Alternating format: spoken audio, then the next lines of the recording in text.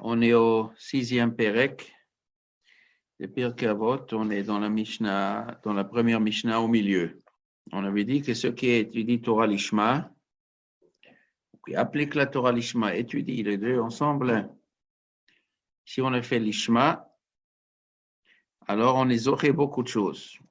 On était benehen in mimena eitza vetushia. Ce qui est au sek Torah Lishma, nehen in mimeno, on profite mimena d'elle.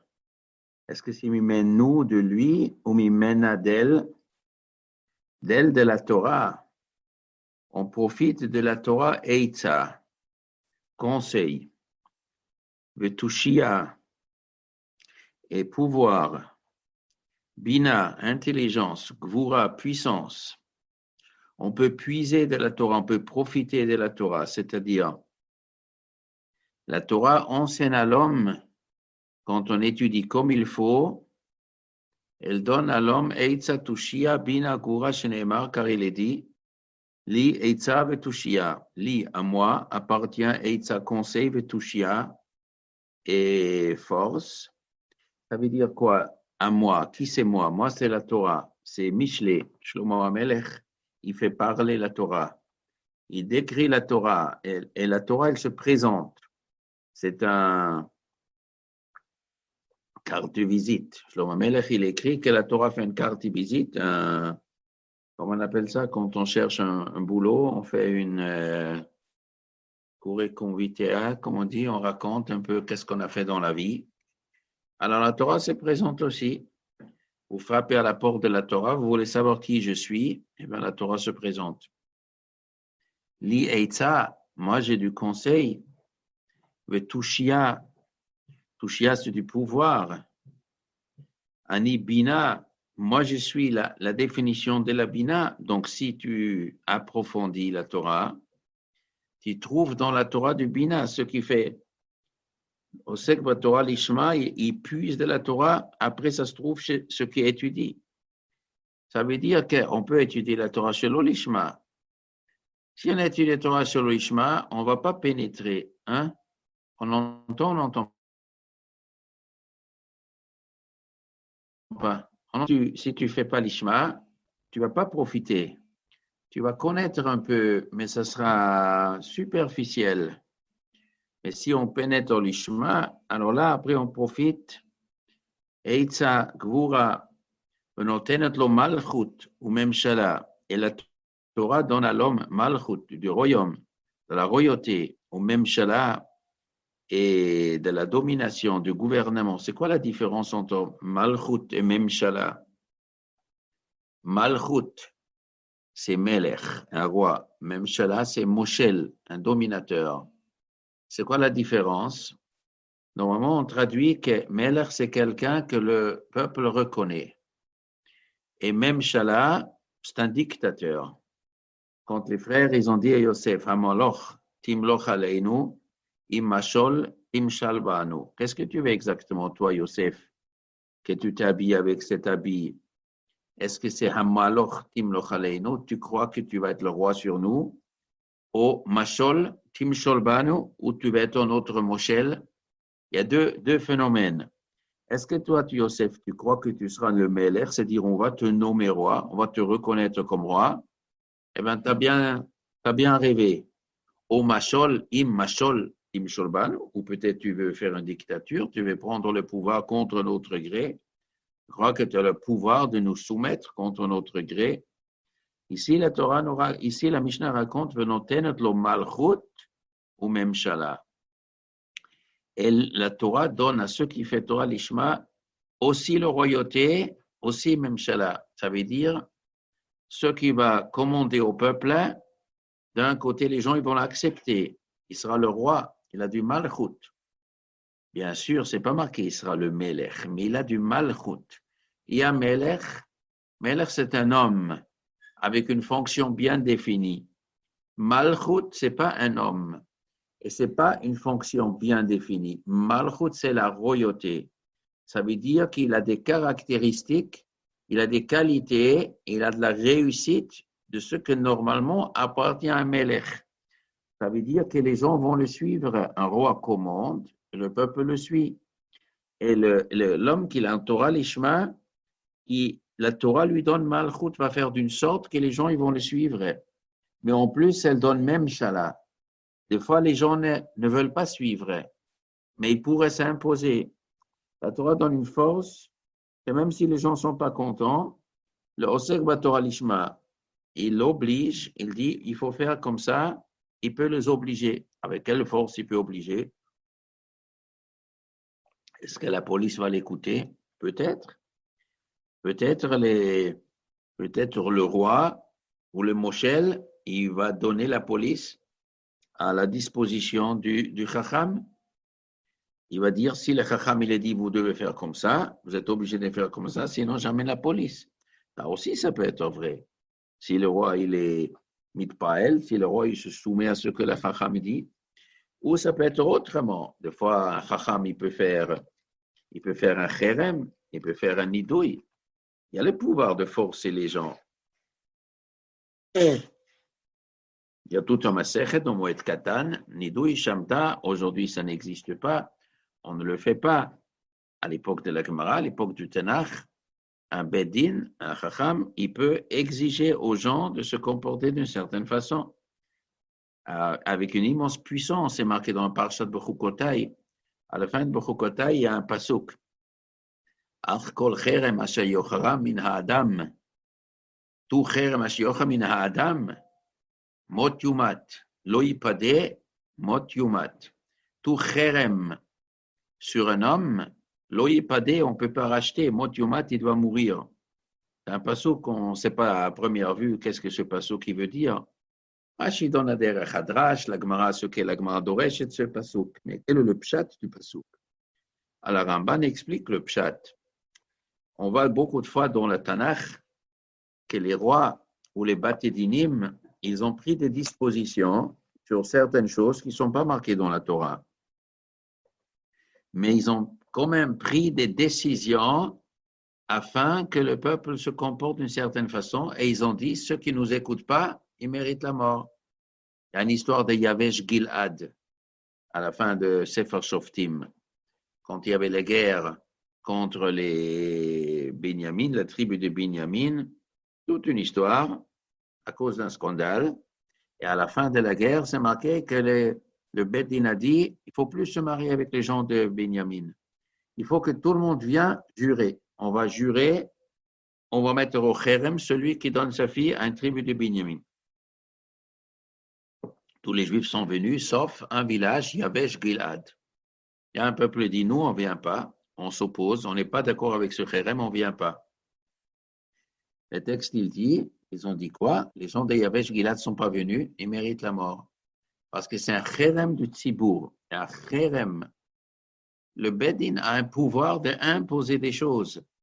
Il est marqué dans la Torah que, dans la Tanakh, Shaul HaMelech, quand il a fait la guerre contre Plishtim, il a gagné la guerre contre le Plishtim. Alors, pour remercier Hachem, il a dit à tous les soldats, on ne va pas manger aujourd'hui. Jusqu'à la fin de la journée, personne ne mange. Il fait un Kherem, le Bedin. Il faut remercier Hachem, un Kherem que personne ne mange. Marqué que Jonathan, il était très fatigué. Et il a vu des cannes à sucre, il a mangé. Les gens, ils ont dit, tu manges? Tu sais pas que ton père, il a interdit? Il dit, c'est quoi mon histoire maintenant? Mais pourquoi mon père m'a interdit ça? Les gens sont fatigués. Qu'est-ce qu'il y a besoin d'installer maintenant, instaurer ça? Après ce qu'il dit, il y a toute une histoire. L'Orim Vitoum ne voulait pas répondre. Shaul HaMelech, il a posé la question, comment ça se fait? Mina Shemaim, on lui a dit, la faute, elle est chez Jonathan. Qu'est-ce que tu as fait, mon fils? Eh bien, j'ai mangé après que tu as fait l'interdiction. Eh bien, Shaul HaMelech a dit, eh bien, tu mérites la mort. Eh bien, on va te tuer. Eh bien, Shaul voulait exécuter son fils Jonathan, le prince héritier. Le père veut exécuter le fils parce que le fils n'a pas écouté le psaque du Bedin. Lui et son Bedin, ils ont fait un psaque. Après, heureusement, le peuple est intervenu. Ils ont dit qu'il n'était pas au courant. C'était Beshogeg. Alors, vive de Jonathan veut le mettre. Mais Mitzad Adin, il méritait la mort. Sur quoi? Où c'est basé? Où c'est marqué dans la Torah que le jour qu'on a gagné une guerre, il ne faut pas manger? Ça n'existait pas dans la Torah. Mais le Bédine peut exceptionnellement instaurer une loi. Ramban il dit, ça c'est le sod de Kol Chera Ma Sheyochra Min Ha'adam Lo Yipade Mot Yumat. En tout cas, ça existe la même chala, mais seulement, il faut bien réfléchir avant de faire un ido. Il y a beaucoup de conditions. Et l'ikor, il faut que ce sera Torah Lishma, pas comme ça. On obtient le Malchut ou Memshala, le Chikur Din, et la profondeur du Din. Alors, c'est quoi la profondeur du Din? Soit il s'agit du Din terrestre, soit qu'il s'agit du Din céleste.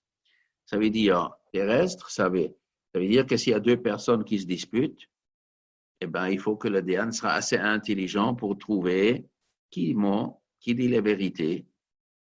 Alors, ça, il faut une grande chokhma. Et cette chokhma, au Sekba Torah, donne une chokhma, chikourdin, de pouvoir choker. Choker, c'est pas seulement demander. Choker, c'est une chakira, une enquête, l'enquête du din. Il faut une chokhma. C'est possible aussi, chikourdin, c'est le din du ciel. Comprendre comment Akadosh Baruch Hu il fait. Des fois, les Nivi'im, ils ont prêché, Hachem leur a dit au peuple telle et telle chose, telle et telle punition vient à cause de tel et tel péché. Des fois, Hachem, il donne la connaissance au Navi. Et des fois, il n'y a pas de Navi. Mais les Chachamim le disent. On a vu avant de Pirkei Avot, Dever Bola Olam, à cause de ça, etc. Telle et telle chose vient à cause de telle et telle chose. Alors, d'où tu sais? Eh bien, il y a un de Chikourdin. Il faut connaître la Torah en profondeur et après, ça mitgale Chikourdin. Ou Megalin lo razé Torah. On lui dévoile des secrets de la Torah.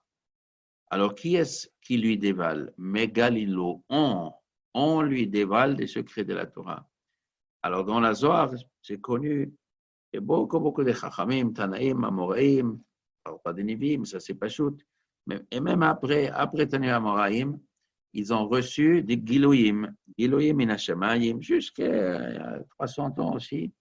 On raconte Giloïm Minashamayim, des Malachim, ou des Chachamim qui étaient Niftar, des Chachamim que ces Rabbanim ils connaissaient, ou des Chachamim des générations avant.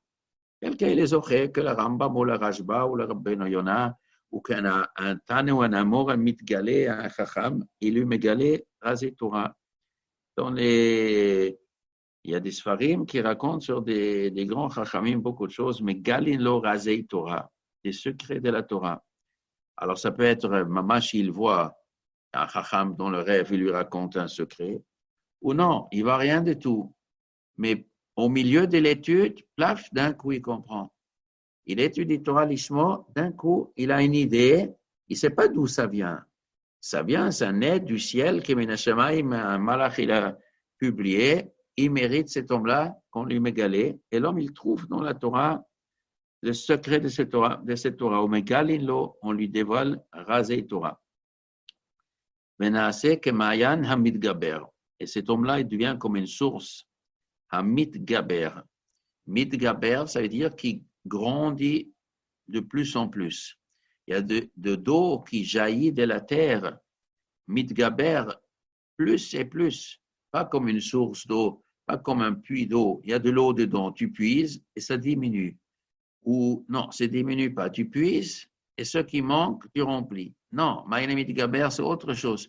Tout seul, ça sort. Alors cet homme-là devient que Ma'ayan, Amid Gaber, les chidushim, ils sortent sans arrêt.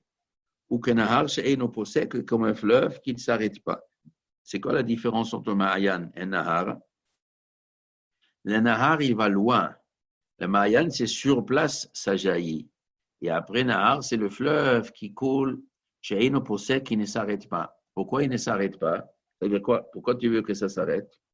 Devant un fleuve, il rentre dans un lac, et c'est un immense trou, et ça s'arrête. Ou un fleuve, il peut s'arrêter parce qu'il n'y a plus d'eau qui vient. Il n'y a plus de pluie, il n'y a plus de source d'eau, et ça s'arrête. Alors un homme, il peut étudier, à un moment, la machine se grippe. Ça y est, ça ne marche plus, il n'y a plus aucun chidouche. Ça ne vient plus. Ça y est, ce qu'il étudie, il révise, et ça ne marche plus. Mais étudier Torah, l'Ishma, ça donne une force qu'on trouve tout le temps des chidushim. Chidushei Torah, il y a un grand mitzvah de Mechadesh. Et pour Machadesh, il faut faire Torah Lishma, comme ça on est Machadesh. Uchanahar she'eno posek, vehevet tsanua. Vehevei tsanua. Alors ça veut dire quoi? Vehevei. Il devient, ou c'est un ordre, soit vehevei tsanua.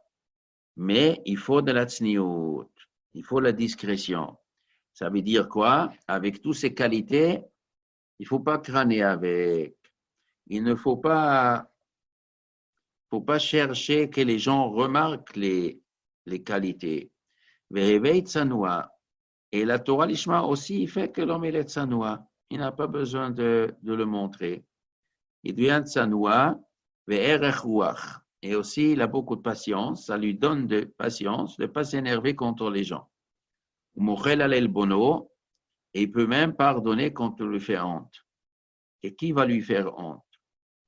Qui va lui faire honte, un homme comme ça? Un homme qui a tout ça, il est ami, qu'est-ce qu'on dit? Reya, ohev, et amakom, et abriot, il réjouit les gens, il est tzaddik, il est chassid, il est droit, il est éloigné du péché, il a de la sagesse, il a la royauté, il est sodet Torah, il est chidushim, et avec tout ça, il est discret, et il ne s'énerve pas, et à la fin, il y a des gens qui lui font honte. Et là, il y a encore quelque chose au mochel al elbono. Et il est capable de mochel sa elbon. Les gens sont capables, un homme comme ça, on peut aussi lui faire honte. Comment? Oui, c'est comme ça. C'est comme ça. Un homme peut avoir des super malheurs. Des fois, les gens, ils disent, il n'y a pas de feu sans fumée. Si les gens, ils font honte à quelqu'un, il y a bien quelque chose qui cloche. Eh bien, ici, le Mishnah nous raconte un homme, disons, presque parfait, cet homme-là, ou parfait, ou presque parfait. Ça, ce n'est pas encore une protection, qu'il n'y avait pas un abruti, et il insulte. C'est phénoménal. Les gens, ils peuvent être tellement aveugles, ils ont devant eux une personne tellement extraordinaire, ils l'insultent, ils crient, ils truquent, comme ça. Comme ça. Maintenant, il faut être grand. Mouchel al elbono. Il dirait que c'est un chidouche. Il faut, c'est pas pachout. Faire mouchel, c'est pas grave. Il fait honte, c'est pas grave. Mouchel al elbono. Il faut apprendre. C'est aussi, c'est une mida qu'il faut apprendre. Et la Torah Lishma, quand il reste, ça aide que ce sera plus facile d'être mouchel al elbono. Ou megadalto, ça le fait grandir. Ou meromamto, et ça le fait élever al kolamaasim. Surtout, ça existe au monde, il est au-dessus de ça. La Torah lui donne une grandeur, alors il sait que la honte et le kavod, ce sont des choses qui sont inférieures. Tout est inférieur à la qualité de Torah qu'il les aurait. Il a une telle richesse. Cette richesse, on ne peut pas lui voler. On peut lui faire honte, on peut lui casser son kavod. On ne peut pas lui voler la Torah qu'il a. Donc, il est content. Il est content avec sa Torah. Alors ça facilite qu'il peut être un mouchel. Il est au-dessus de ça. Mais gadalto, maramanto, al-kol amasim. Tout ce que les gens y font, il est au-dessus de ça. Ça ne le touche pas. Amar Rabbi Shua ben Levi, c'est dire, normalement, les gens qui ne sont pas mochil al elbono, c'est qu'il leur manque justement cette stature d'être dans le vrai absolu. Dans le vrai absolu, eh ben, l'autre, c'est un taot, un sauté, un voyou. Il ne comprend rien. Qu'est-ce que tu veux? Il ne comprend rien. Si un homme, il s'énerve, il ne peut pas être un mouchel, c'est qu'il est déstabilisé quelque part. Donc, la Torah Lishma donne une puissance de ne pas se faire déstabiliser. Amar Rabbi Yeshua ben Levi. Rabbi Yeshua ben Levi l'a dit. Fils Rabbi Yeshua ben Levi, c'est le fils de Levi. Levi, c'est le copain de Rabbi. Lui fait partie des premiers Amorim. C'est la première génération. C'est la génération qui est entre les Tanaïm et Amorim. Rabbi Yochanan, Rabbi Yeshua ben Levi, Rav, c'est cette génération-là. Amar Rabbi Yeshua ben Levi, Bechol Yom Vayom. Chaque jour et jour, bat kol yotzet mehar choref. Une voix, bat kol, la fille d'une voix. La fille d'une voix sort de la montagne de Choref. Ça veut dire quoi, la fille d'une voix? C'est-à-dire un écho. Quand on crie vers une montagne, alors on attend quelques secondes et on entend l'écho qui revient. Alors, spécialement, en montagne, des fois, on est en vacances, on est devant la montagne, on a déjà essayé de faire ça, c'est très intéressant. Tu es à 200 mètres d'une montagne, bien droit devant toi, tu cries et tu entends après. Alors, il y a la montagne du Sinaï. Et la montagne du Sinaï, il y a un écho qui vient. Mais pour qu'un écho vienne, il faut que quelqu'un écrit. Quand on crie, il y a un écho. Si personne crie, il n'y a pas d'écho. Donc, au Har Chorev, il y a quelqu'un qui crie. Et l'écho, elle est entendue. Alors, qui est-ce qui parle? Bien sûr, c'est Akadosh Baruch Hu quand il a parlé au Har Sinaï. Il a parlé au Har Sinaï. Le pasuk, il dit Kol Gadol Velo Yassaf. Une voix immense, Velo Yassaf. Il y a deux pshatim dans la Gemara. Une explication, Velo Yassaf, et ne s'est jamais venu une deuxième fois comme ça. Il n'y a pas de Tosefet. C'est jamais arrivé une deuxième fois. C'est unique au monde, une fois et terminé. Ça, c'est Lo Yassaf. L'autre explication, Rash Bordrashi, Velo Yassaf, il ne s'arrêtait pas. La voix d'Hachem de Har Chorev, Lo Yassaf, elle ne s'arrête pas. La voix continue. Alors, tu vas demander, la voix continue, mais à quoi elle sert? Elle sert pour provoquer un écho. Ah, un écho, oui. Ça veut dire qu'on peut écouter un écho. Donc, Rabbi Shimon Lev, il dit, il y a un écho, il y a un bat-kol, yotzat mehar chorev. Le mot bat-kol est plusieurs fois utilisé dans différentes choses. Des fois, yatzat bat-kol babet hamidrash. Une voix du ciel, elle a été entendue au bet hamidrash. Des fois, c'est une espèce de ruach hakodesh. Des fois, on sait que ça vient du ciel. Des fois, c'est de l'intérieur du cœur, le bat-kol. Des fois, la Gemara utilise le mot bat-kol, c'est emprunter une voix sans que quelqu'un écrit. À Mishnah dans Gittin, ceux qui entendent une bat-kol de dire Monsieur Plony, il est mort. Monsieur Plony, il est mort. Est-ce qu'on peut maintenant marier sa femme? C'est pas que ça vient tout seul du ciel. C'est qu'il y a quelqu'un qui écrit, mais on ne l'a pas identifié. Ou on entend une bat-kol qui dit je suis tel et tel monsieur, je m'appelle. Je ne sais pas, Rouven Ben Yaakov, un serpent, il m'a mordu, et malheureusement, je suis obligé de mourir. Dans une demi-heure, je meurs. Allez-y vite, donnez un guet à ma femme, parce qu'il a un frère au Mexique et il ne veut pas qu'elle tombe khalitsa. Vite, écrivez un guet et donnez à ma femme. Et voilà, on ne connaît pas cet homme. Et on donne le guet, on dit le guet, il est valable. On donne le guet même, même si on n'a pas identifié. La Mishnah appelle ça un bat-kol. Mais là-bas, ce n'est pas un bat-kol qui vient du ciel, c'est un homme qui a donné l'ordre. Bat-kol, c'est emprunter une voix sans qu'on identifie ceux qui parlent. Mais le vrai bat-kol, c'est une espèce d'une onde qui vient du ciel. Bat-kol yotzat mehar chorev, de la montagne du Chorev de Har Sinaï. Ou machrezet ve omeret. Omeret, ça veut dire elle dit. Machrezet veut dire cruz. Cruz, c'est fort. C'est une publication. Une voix qui publie, et elle dit, Oy lahem le briot, gare aux gens, mais el bonash el Torah, qui font honte à la Torah. Gare aux gens qui font honte dans la Torah. Ou, c'est marqué dans la Seret HaDibrot, c'est-à-dire quoi? Hachem, il a parlé à Har Sinaï, il a laissé un moteur allumé, Kevachol, si on peut dire ainsi, qui continue à parler, qui continue à fabriquer un écho, où il a parlé à l'époque une fois, et l'écho ne s'arrête pas. Il y a tout le temps un écho. C'est le sens des Aseret HaDibrot. Les Aseret HaDibrot sont tellement forts qu'on entend un écho de ça. C'est terrible pour ceux qui ne tiennent pas ces 10 paroles. Mishen Osek Batorah, ceux qui ne s'occupent pas de la Torah, Nikra Nazouv. Il s'appelle Nazouv. C'est quoi Nazouv? Une Nuzifa. Nuzifa, c'est une espèce de blâme. Il est blâmé. On blâme cet homme. Des fois, il y a un homme, il se comporte mal. Il est à l'école, vous méritez un blâme. Un homme qui dit quelque chose dans la communauté, mais il mérite un blâme. Mais à Kadesh Baruch il met en blâme. Tu n'es pas au Sekbat Torah. Je n'aime pas car le texte dit Nezem Zahav, un anneau en or, Af Chazir, qui est accroché sur le nez. Ça ne s'appelle pas nez, c'est un autre nom d'un Chazir. Il a un nez un peu spécial. Alors, dans ce nez du Chazir, il y a un anneau en or accroché. C'est beau. Qu'est-ce que c'est beau? Il est plein de saleté. Parce que le Chazir, il met son nez dans la saleté quand il mange. Alors, un anneau en or, il faut mettre sur une personne qui est une personne qui est belle. Sinon, Ça ne sert absolument rien. Isha yafa vesaratam, une femme qui est belle, vesaratam, mais elle n'a pas d'intelligence, ça veut dire qu'elle fait des bêtises. Alors la beauté, c'est pour eux aussi une qualité. Mais si elle se comporte mal, à quoi ça sert cette beauté? Ça ne sert à rien. Un anneau en or. Rivka, il a reçu un anneau en or. Nezem Zahav, Eliezer, il a donné. Nezem Zahav, c'est quelque chose de très beau, mais il faut le mettre sur une personne qui le mérite. Alors, qu'est-ce qu'il y a ici? Qu'est-ce que le Tana nous rapporte ce verset? C'est-à-dire, l'homme, c'est quelque chose de merveilleux. La juive, c'est quelque chose de merveilleux. Mais s'il met son nez dans la saleté, tu peux lui donner quoi?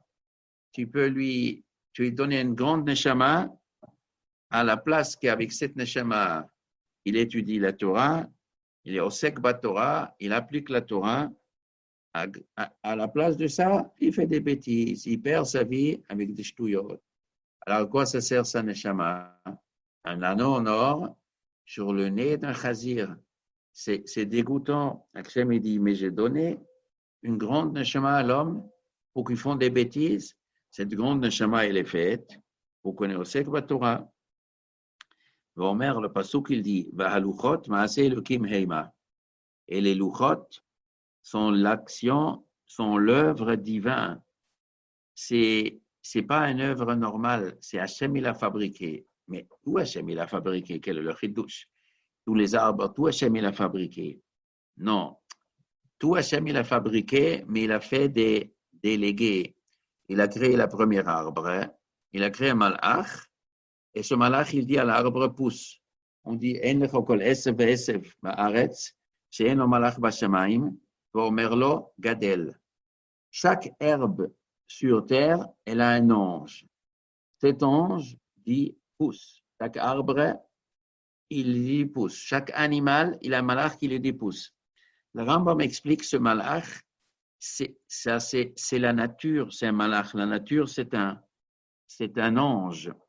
Hachem, il a créé la nature qui fait que l'arbre pousse. La nature elle-même, elle est malach. On dit toujours Elohim, Otumot, Hateva, Gamatra, Elohim. La nature elle-même, ce sont l'œuvre d'Hachem dans la Teva, dans la nature des choses. Mais après, c'est la nature qui fait. Mais il y a des choses qu'Hachem s'occupe personnellement. Il n'a pas donné un malach. Comme on dit, Shlosha Dvarim, Hakol Nimsar, la Selia Chutz Mishlosha Dvarim. Dieu, il a tout donné à des délégués, sauf trois clés, il a gardé pour lui. La Kriyatamitim, et d'avoir un enfant, et la pluie. La nature n'est pas définitive. La pluie, il arrive ou il n'arrive pas. Tous les restes de la nature, il y a des klalim kvouim, tant qu'Hachem ne le change pas. Tant qu'il ne change pas, si tu plantes un noyau d'un arbre de bonne qualité, dans une terre de bonne qualité, tu arroses, il y a de l'air, il y a du soleil, ça pousse. C'est comme ça la nature. Mais est-ce que la pluie arrive ou pas? Ça, c'est Hachem, il a gardé cette clé. À kol nimsar la sheliach, tout était nimsar à des shluchim, à des délégués, à des malachim, sauf si cette femme, elle tombe enceinte ou pas, Hachem, il a gardé pour lui. Et pour Triatemetim aussi. Maintenant, il y a des choses qu'Hachem, il garde pour lui. Tout Hachem, il a fait, mais haluchot, ma'ase elokim heima. C'est l'œuvre d'Hachem. Il a taillé les luchot personnellement. Cette écriture des Aseret Advarim, des Aseret Divrot, Michtav Elokim, c'est une écriture spéciale, Charot à la luchot, gravée sur ces tables. Altikra Charot et le Cherut. La Torah nous dit le mot Charot, gravé, mais le mot Charot, on peut lire aussi Cherut. Pourquoi on peut lire? Parce que dans la Torah, il n'y a pas de ponctuation. Pourquoi dans la Torah, il n'y a pas de ponctuation? Justement, pour ne pas bloquer le texte qu'il veut dire simplement un sens. Si dans la Torah, il y avait des points, on aurait dit, on est obligé de lire ce pasuk Charut. Charut, c'est ça le sens. La Torah enlève les points. Ça te permet de lire Cherut. Parce qu'en vérité, dans la Torah, il y a le sens de Cherut aussi. Les mots de la Torah, on te dit Altikra, ne lis pas comme ça, mais lis comme ça. Ça ne veut pas dire ne lis pas la première traduction. Ne lis pas que ça, mais aussi une deuxième explication. Tu ne lis pas seulement gravé, tu lis aussi Khairut, la liberté. Ça veut dire dans la Torah est gravée la liberté. She'en lecha ben chorin, el ami she'osek betalmud Torah. Il n'y a pas un homme libre, ben chorin, le fils de chorin, le fils de liberté. El ami she'osek betalmud Torah, ceux qui s'occupent dans l'étude de la Torah, il n'y a que lui qui peut trouver la chirut, la liberté. La liberté de quoi? De faire ce qu'il a envie. Et qu'est-ce qu'il a envie? Ce que lui, vraiment, il a envie, ce que sa neshama a envie, pas ce que le Yetzirah, il a envie. Le mekor neshama d'un juif, c'est de faire la Torah au mitzvot et de ne pas être soumis à tous les vices qui existent, toutes les faiblesses qui existent dans l'homme, la kin'a, ta'ava, kavod, toutes les faiblesses qui dominent l'homme, il se libère. Au Segva Torah, l'homme, il arrive à se libérer et donc il n'a plus aucun dominateur sur lui et il peut faire ce que vraiment il aime, c'est servir Hachem. Aimer Hachem, faire des mitzvot, Torah en mitzvot, plus personne, il domine. La ikar, esclavage de l'homme, c'est quand le Yetzirah, il empêche l'homme de faire ce que sa neshama veut.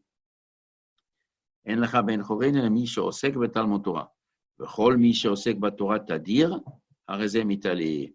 Celui qui tout le temps il étudie la Torah, harezeh mitaleh, il monte.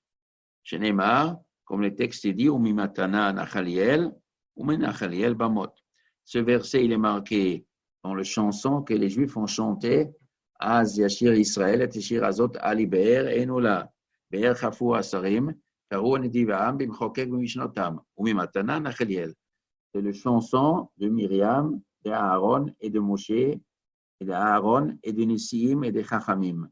Mchokek b'mishnotam, les Chachmei Israël, eh bien, c'est eux qui gravent les rigoles où coule l'eau, la Torah pour le peuple juif. Et après, la Torah nous dit, Umimatana, et de ce cadeau qu'Hachem il a donné, la Torah qu'il a donné à Chachamim, Nachaliel, c'est un héritage de Dieu. L'héritage de Dieu, c'est la Torah. Uminachaliel, quand l'homme il est zoché Nachaliel, Bamot. Alors, il monte la hauteur. Halomed Meichavero Perek Echad. Un homme qui étudie chez son prochain un chapitre, au halakha achat, ou une halakha, au pasuk echad, ou un verset. Ça veut dire quoi? Il étudie un pasuk echad, mais le pasuk est marqué dans la Torah. Ça veut dire il explique. Il explique quelque chose qu'il n'arrivait pas à comprendre. Il y a un pérec, soit qu'il lui raconte un pérec qu'il ne connaissait pas, soit qu'il connaissait le pérec, mais il n'a pas compris. Il arrive, quelqu'un dit, je vais vous expliquer ce chapitre. Chapitre, ça peut être un chapitre comme chez nous, un chapitre dans une masechet, ou un chapitre, c'est un sujet. Au halakha echad, c'est plus petit, mais il explique bien, première fois que je comprends cet halakha, les détails et le sens, etc. Au pasuk echad, ou un verset bien compris, au dibour echad, ou dibour. C'est quoi dibour? Un mot difficile dans le Chumash. Afilo ot achat, même une lettre. Il y a des fois des lettres. Quel est le sens de cette lettre? Pourquoi cette lettre elle est ici? Ce matin, quelqu'un m'a montré dans Parshat Noach, c'est marqué Haïtse Itach. Hachem il a dit à Noach, Hotse Itach, tous les animaux, fais-les sortir avec toi. Mais dans le texte, il est marqué Haïtse Hei, Yud, Tzadik, Aleph. Mais c'est un lectif. Mais le cri, la lecture, c'est Hotse Hei, Vav, Tzadik, Aleph. Quelqu'un l'a demandé, pourquoi le cri, il est Yud? Pourquoi l'écriture est Yud? Et la lecture, Vav, c'est Rashi, la coucha de Rashi, Rashi rapporte Medrash. Hachem, il a dit à Noach, tu vas leur demander de sortir. Et s'ils ne veulent pas, tu vas les obliger de sortir. Haïtse, c'est dire sortir. Et Hotse, tu les fais sortir. Il y a les deux choses. Une lettre, Chachamim, quand il y a un mot, une lettre bizarre, les gens se demandent pourquoi. Il y a une explication. C'est une, il y a peut-être encore d'autres explications.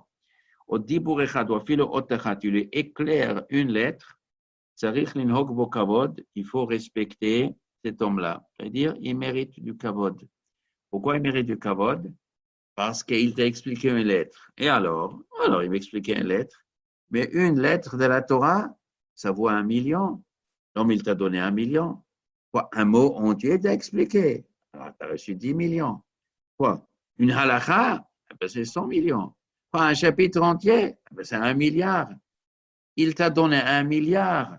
Psh, cet homme-là, il m'a fait découvrir 1 milliard. 100 millions, 10 millions, 1 million, 100 000 euros, il t'a fait découvrir une lettre. C'est quelque chose d'extraordinaire. C'est-à-dire, le kavod que tu lui as donné à ton copain, ça dépend de la grandeur de ce qu'il t'a donné. Un homme, il me donne 1 euro. Il mérite le kavod de quelqu'un qui a donné 1 euro, mais il te donne 1 million. Ah, c'est autre chose. Oui, il m'a expliqué une lettre, mais une lettre de la Torah, il t'a expliqué. C'est-à-dire l'on hogba kavod. Et en plus, le maasé, des fois, une lettre, on peut arriver à quoi la Torah Kula. Étant donné qu'une lettre de la Torah est liée avec quoi la Torah Kula. Comme chaque mitzvah, comme chaque halakha, elle est liée avec tout. C'est un ensemble des choses. Et d'une, tu arrives à tout. On trouve chez David, le roi des Juifs. Il n'a appris d'Achitophel que 2 choses. Achitophel, c'était la plus grande tête qui était existée chez les Juifs. Il était un des chefs du Sanhedrin. Il était aussi son conseiller de guerre. C'était diabolique, ces conseils de guerre. Toutes les guerres que David a gagnées, c'est toujours planifié par Achitophel. C'est un homme merveilleux. Il a perdu malheureusement le Olam Haba, mais c'est un homme merveilleux. Il y a 2 choses dont la Torah lui a expliqué. Ukrao et David Melech, il a respecté Rabbo, tu es mon maître. Aloufo, mon chef, Miudao, mon plus grand ami, Shenemar, Vata Enosh, toi homme, Keerki, tu as ma même valeur que moi, comme un roi. Aloufi, tu es mon chef, Miudaï, mon choisi. Alors, comme ça, il parlait d'Achitophel. Quelles sont les choses qu'il a appris d'Achitophel? Alors, David Melech, il est venu au Beth Midrash d'une façon un peu nonchalante. Il a dit, au Beth Midrash, on arrive beragesh. Il y a différents pshatim. Soit on court au Beth Midrash, soit avec enthousiasme. Pourquoi vous êtes si lourd, monsieur le roi? Il faut avoir plus d'enthousiasme étudier. L'autre explication, David Melech, il s'est mis au Beth Midrash, il a étudié tout seul. Alors Achitophel dit, monsieur le roi, vous voulez rester bête ou vous voulez devenir intelligent? Pourquoi? Parce que si on étudie seul, on reste bête. Vous voulez devenir intelligent, eh bien, vous faites Chavouta. Vous étudiez avec des gens, vous discutez, vous allez ouvrir votre cerveau. Kheref el habadim veno'alu. Les gens qui étudient tout seuls, ils deviennent bêtes. Ils se trompent. Il faut parler avec les gens, avec d'autres chachamim. Comme ça, Achitophel parlait avec David et ça donnait un choc à David. Mais qu'est-ce qui se passe avec moi? Mais il a raison. Il s'est mis à étudier avec les gens et il est devenu chacham. Il a appris d'Achitophel. Comment c'est un chidouche qu'il avait besoin d'Achitophel? Parce que David, il avait d'autres maîtres. Le fils Pochette, le fils de Jonathan, était un de ses maîtres. Pourquoi il avait besoin d'Achitophel?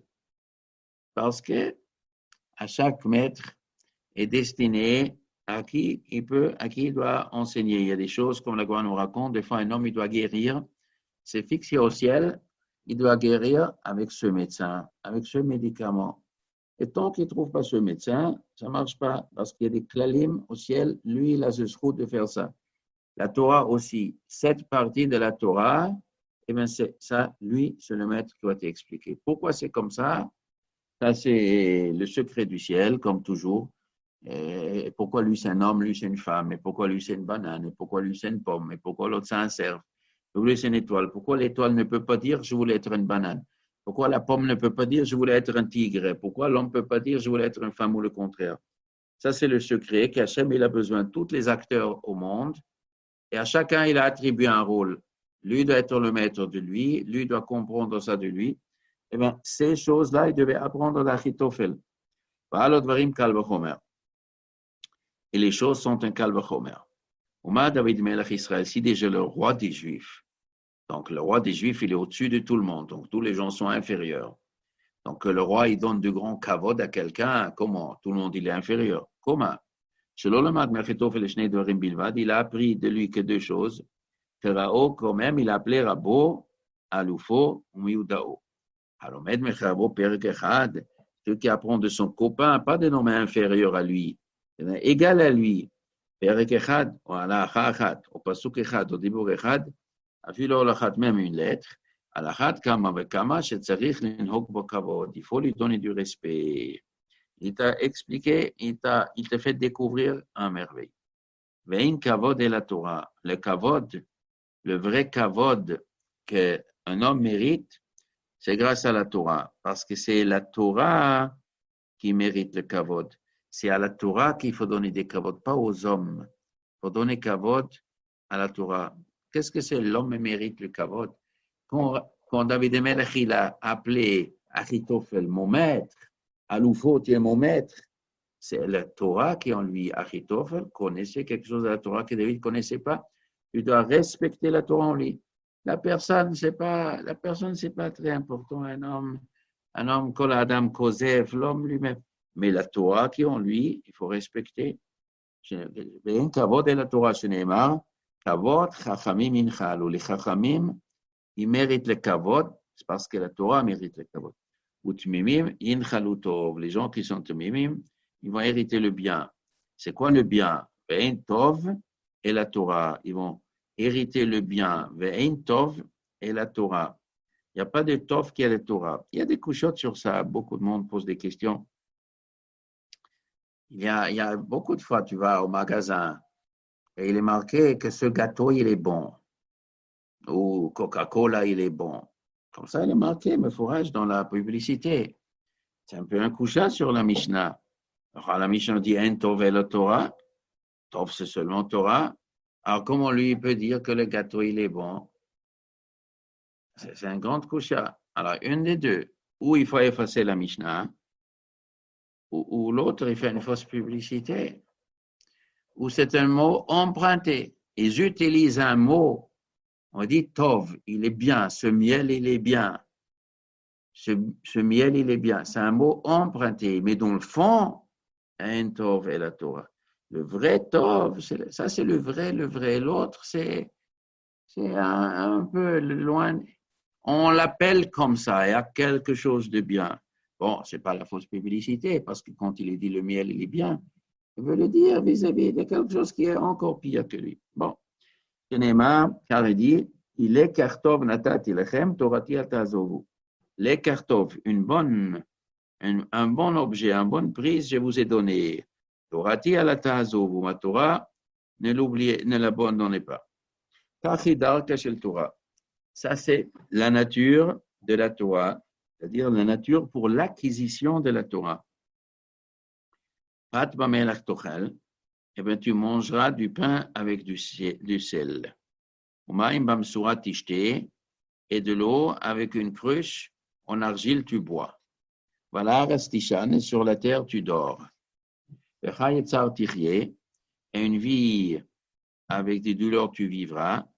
Uba Torah ta'amel, et dans la Torah tu te fatigues.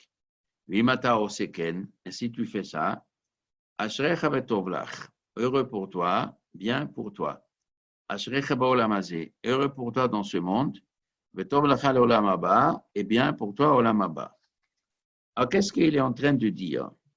Il faut manger du pain, il faut boire de l'eau.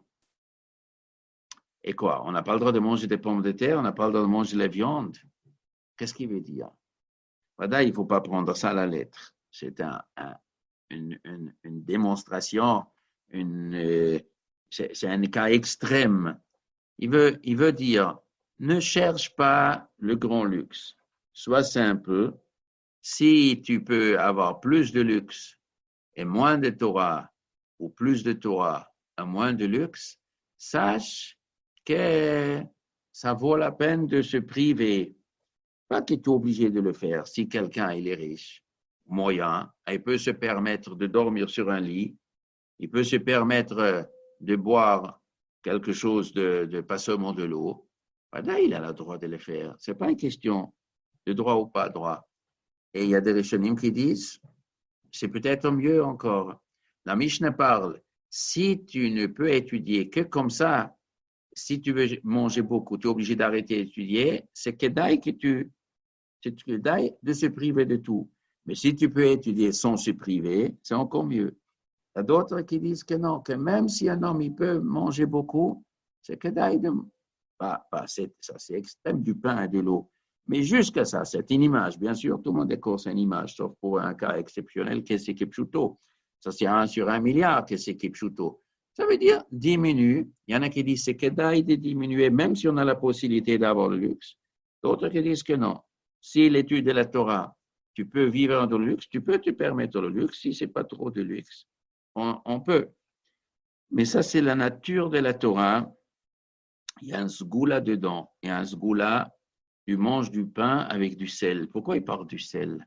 C'est si important le sel. En vérité, le sel ne nourrit pas, mais il crée un certain équilibre dans le corps. Il donne aussi un goût au pain. Alors, pourquoi le Tane parle du sel? Il y en a halakha, quand on fait Hamotzi lechem min haaretz, c'est bien qu'il y a du sel sur le pain. C'est une mitzvah de kvod habracha. La bracha qu'on fait, le pain qui n'a pas de sel, ni dans la pâte, ni après, est effad. Et quand on fait une bracha, mishum kvod habracha, c'est-à-dire le Tane, il veut dire un peu de goût, c'est oui une bonne chose. Les kvod habracha, il faut un peu de goût. Maintenant, on peut mettre aussi d'autres condiments, évidemment. C'est comme pour dire, tu n'es pas obligé de te priver absolument de tout, que le pain pour vivre. Il peut avoir un peu de goût pour dire, pas tout repousser. Donc, chacun, il doit vivre dans sa vie combien de condiments, combien de olamazé il a besoin pour se sentir bien, pour étudier bien. Moi, dans la Gemara, il y a des chachamim, ils mangent de la viande grillée et tout, ils se sentent bien. D'ailleurs, on a le droit de faire ça. Mais il y a un cas extrême avec très peu de maïm bamsoura. Tu bois de l'eau, bamsoura, dans une cruche en argile. Et qu'est-ce que le riche, il boit? Le riche, il boit du vin. Et le simple, il boit de l'eau. Mais c'est une bonne chose. Le Tane, il dit, ashrecha bolamazé. Ça veut dire, dans la simplicité, il y a quelque chose, ashrecha bolamazé. Heureux pour toi, bolamazé, quand on n'en a pas besoin du luxe. Il est mieux, ils se sent mieux même physiquement. On peut être costaud sans qu'on ait un surcharge de calories, sans qu'on ait un surpoids. Des fois, une simple nourriture, elle est encore plus saine que de manger trop. Ça aussi, c'est vrai. Voilà, Restichan, tu dors par terre. Est-ce que dormir par terre, c'est bien ou pas? C'est-à-dire, un homme qui est capable de dormir par terre, il n'a pas besoin de lit. Parce que si on a besoin de lit, le jour qu'il n'a pas de lit, il n'arrive pas à fermer les yeux. Eh bien, le Tane ne dit pas à la Restishkav, tu vas te coucher par terre. Parce que si tu te couches et tu n'arrives pas à dormir, tu seras fatigué, tu ne pourras pas étudier demain. Mais à la Haaretz Tishan, tu dors, c'est-à-dire quelqu'un qui s'habituait, qui n'a pas besoin de matelas pour dormir, il peut dormir par terre. Tu dors par terre. Eh bien, c'est merveilleux. Il n'a pas besoin d'acheter des matelas, il n'a pas besoin d'acheter du lit. Et il dort quand même, donc le matin, il sera bien en forme. Ça, c'est une super affaire. Le Chai Tsar Tichye, es-tu capable de vivre une vie tsar? Ça veut dire costaud. Il y a des gens, quand ils ont du tsar, ils pleurent. On ne peut pas supporter du tsar. À douleur, on a mal à la tête, on a mal au ventre, on n'a plus les esprits. Mais il y a des gens qui sont costauds. Ils ont du tsar, ils ne disent pas un mot. Ils sont capables de supporter le tsar. On va ça chez des gens pauvres, on va ça des gens dans le tiers-monde. Et en Afrique, en Afghanistan, il y a des endroits dans le monde où il y a malheureusement des guerres et des blessés. Il y a des endroits où presque tout le monde il était blessé une fois. En Afghanistan, il y avait des bombes par terre et en Afrique, des trucs. Il y a des gens, ils ont appris à serrer les dents. On leur fait du mal. Une fois, j'ai lu un article. Il y a des endroits dans le monde où des fois, les médecins, ils doivent faire une petite opération ou une grande. Et ils ne peuvent pas endormir les gens. Ils n'ont pas des outils. Ils prennent les bistouris et les malades disent rien. Ils sont habitués comme ça. Ils peuvent supporter le tsar. c'est qu'est-ce qu'ils gagnent? Ils gagnent beaucoup. Ça ne leur fait pas de mal, ni chaud, ni froid, ni ça fait mal. Ils supportent. Nous, aujourd'hui, en Occident, on est un peu, au Hachem, peut-être, je ne sais pas, on est un peu gâtés. On a du mal aujourd'hui. Mais il y a des gens autrefois, chez nos parents, nos grands-parents. J'avais un oncle qui m'a raconté, avant la guerre, encore été à la Yeshiva en Hongrie. Il dit l'eau chaude existait que Erev Shabbat. Et il n'y avait que de l'eau froide. On mangeait du pain, l'eau froide, on était costaud, ça ne nous faisait rien. On se lavait au fleuve, en hiver, on casse la glace. Ils étaient habitués. C'était une bonne chose, ceux qui peuvent s'habituer. Ou Torah, ta'amel. Et dans la Torah, tu te fatigues. Si tu fais ça, si tu fais ça, ça veut dire, le Tan ne dit pas imata lomet kach, si tu vois ça dans la Mishnah. Il dit imata oseken, si tu le fais. Ça veut dire pour saisir les bienfaisances, le bien de l'application de cette Mishnah, il faut le faire, il faut le pratiquer. Tant qu'on ne le pratique pas, en théorie, on ne saisit pas. Imata oseken, ça veut dire tu arrives à dormir par terre et tu dors même bien par terre. Heureux pour toi, c'est bien pour toi. Parce qu'il va éviter les disputes avec les gens. Il n'a pas besoin de voler d'argent et se faire insulter qu'il a fait des magouilles. Quand on fait des magouilles, c'est parce qu'on a besoin d'argent. Plus que le besoin d'argent il est grand, plus qu'on a été de magouiller et d'être malhonnête. Moins qu'un homme il a besoin, il est plus sauvé du gazelle. Et donc, Ashrecha Bolamazé, tu n'auras pas d'ennemis dans ce monde. Mais Tov Lecha l'Olam Haba, ce sera bien pour l'Olam Haba. Al Tavakesh Gedula la Atzmacha. Ne cherche pas Gedula la Atzmacha, la grandeur, le prestige, le luxe, la Atzmacha pour toi. Ne le cherche pas pour toi. Ça veut dire quoi pour toi? Al Tavakesh Gedula la Atzmacha. Al Tavakesh Gedula. Ne cherche pas Gedula. C'est quoi la Atzmacha? C'est-à-dire, des fois, il faut nommer quelqu'un. Des fois, un homme, il dit, il faut un chef dans la ville. Il faut un roi. Un homme, il lutte, il faut un roi. Il faut un maire. Il faut un chef de la police. Vous voulez l'être? Non, pas moi. Mais quelqu'un doit être. Moi, je ne veux pas. Il n'y a pas d'interdiction d'un homme de chercher Gedoula qui un homme, un chef. Il ne faut pas dire, on n'a pas besoin de chef. Non, on a eu besoin de chef. Je veux un chef, mais pas moi. Al Tevakesh Gedoula, l'Atzmacha, il ne faut pas que c'est pour toi. Que ce sera pour quelqu'un. Et l'autre pshat, il est que des fois, un homme, il est chacham. Et des fois, il est obligé d'utiliser justement son pouvoir pour mettre l'ordre. Il est directeur d'école. Il est obligé de s'imposer. Il a besoin d'avoir de la prestance.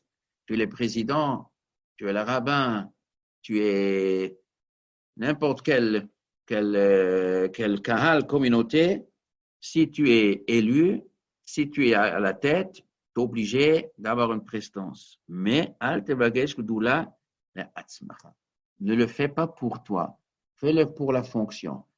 La fonction d'un président impose qu'il est le chef et qu'il est le premier qui parle et qui monte sur la tribune.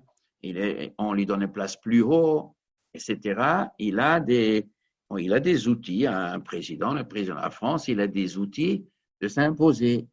Et ce n'est pas péché, c'est permis, mais il ne faut pas la atzmacha. Il ne faut pas que c'est pour toi, mais c'est pour le bien du tzibour. Val tachmod kavod. Et ne désire pas le kavod. Ne sois pas chomed le kavod. Qu'est-ce que c'est chomed? Alors, chomed, c'est dans la Seret HaDibrot. Lo tachmod. Tachmod, ça veut dire on jette les yeux sur un bien que quelqu'un d'autre il a et on tombe amoureux de ce bien et il me faut ce type-là. Il a une belle maison, il me faut cette maison. Et on va le saouler. Vendez-moi la maison. Pas voler, on ne parle pas voler. Je veux acheter. On va le saouler. Cédez-moi votre maison, je l'achète. Alors, on peut être chomed. C'est marqué l'otachmod betre echa. N'envie pas, ne désire pas de prendre. Pas, je ne veux pas avoir une maison comme lui. Ça, c'est permis. Quand je vois une belle maison, quelqu'un a une belle maison, j'ai dit, elle me plaît cette maison. Moi aussi, je veux une maison comme ça. et je l'achète avec mon argent. Il n'y a aucun mal. Je vois une belle voiture. Ah, super cette voiture, j'ai une voiture comme ça et je l'achète de mon argent. Il n'y a pas de problème. L'autre tachmod betrecha. Ne désire pas la maison de ton prochain. L'autre, shoro, vachamoro, betrecha, ve'eshetrecha, la femme de l'autre. Il va à la femme de l'autre. Il demande, votre femme, elle est bien. Divorcez-la, s'il vous plaît. Moi, je voudrais l'épouser. J'ai besoin de votre femme, c'est bien. Alors, on l'embête ou on lui fait un sale coup jusqu'il divorce ou toutes sortes de choses. Maintenant, il existe aussi du kavod. L'autre, il a du kavod. L'autre, il est le maire de la ville. Il a beaucoup de kavod. Moi, il me faut ce kavod. Comment je fais pour déstabiliser l'autre, pour donner des trucs à des journalistes et parler la sonara sur lui, magouiller parce que je veux le kavod de l'autre. Alors, on te dit al tachmod kavod. Mais ici, ce n'est pas marqué al tachmod kavod de l'autre. Kavod, c'est quelque chose, il ne faut pas être remettre kavod, même si ce n'est pas le kavod de l'autre. Dans la Torah, c'est marqué toujours ce qui appartient à l'autre. L'otachmod betrecha, l'otachmod shorecha, le shoro, vechamoro, vechol asher lerecha, et tout ce qui appartient au prochain. Si c'est tout ce qui appartient au prochain, il ne faut pas mettre le jeu, je veux ce que l'autre il a. Achète-toi une maison, achète-toi un âne, mais pas ce que l'autre il a. Mais dans le kavod, il dit plus.